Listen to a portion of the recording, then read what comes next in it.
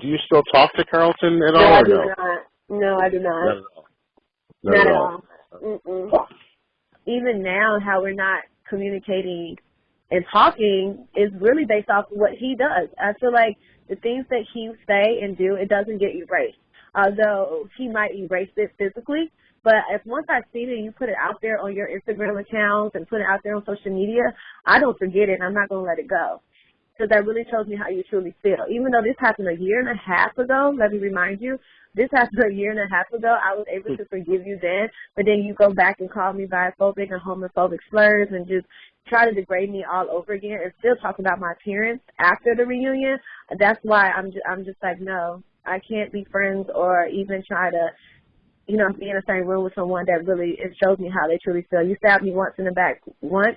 I'm not going to give you 2, 3 more times to do that. Have you received any negative comments or messages? What are some of the negative ones? Like, because you're such a sweet girl. Like, I mean, what are some of the things that people that have negative to say about you? It's crazy, like how people are putting things together. But even on my some of my pictures, I haven't erased all the messages. Some of the messages more likely if I see it and I don't like it, I erase it. But in my DMs, I'm getting like homophobe, biphobic.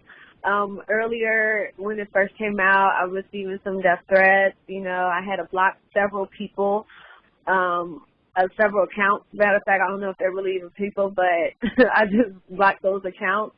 I've been, called a disgusting human being. They talk about my appearance. They talk about my hair, of course.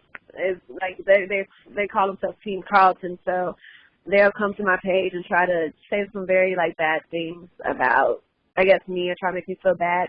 But like I said, I'm built from a strong cloth, so those words don't really hurt me. Honestly, it's not going to lead me to do nothing to harm myself or others, and honestly, it bounced right off me.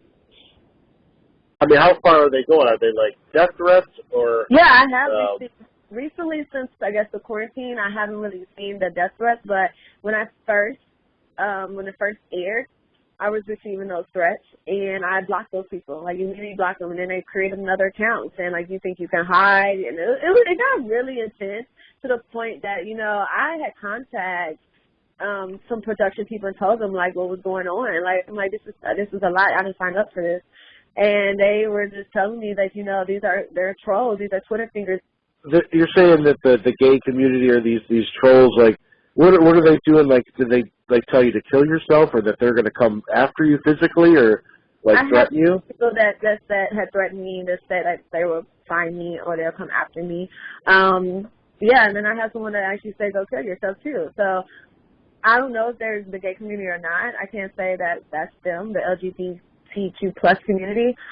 But then I have people who are in the community who tell me they're in the community and says, like, they support me and they feel real bad at how that happened. And some of them are even saying, like, our community, that's not who we are. We are upfront, we're honest, and we're going to tell you what's going on in the beginning. We don't try to blindside you or gaslight you.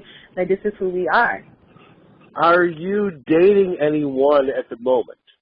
I'm currently not dating anyone at the moment. I am focusing on myself as well as all the businesses. And so far it's kind of hard to because I've been quarantining and listening to what the rules are, that the government and everybody's telling us to do. So I'm just, hopefully this summer, once we're out of quarantining, I'm willing to start dating again and, seeing what else is out there. Now, would you ever consider another dating reality show, and would you ever consider being the Bachelorette? Oh, that's a really good question. I don't know if I would consider another dating reality TV show due to the fact of what happened to me. But Bachelorette, I mean, that's something I could think about. It depends on a lot of things. I'll have to talk to the production team.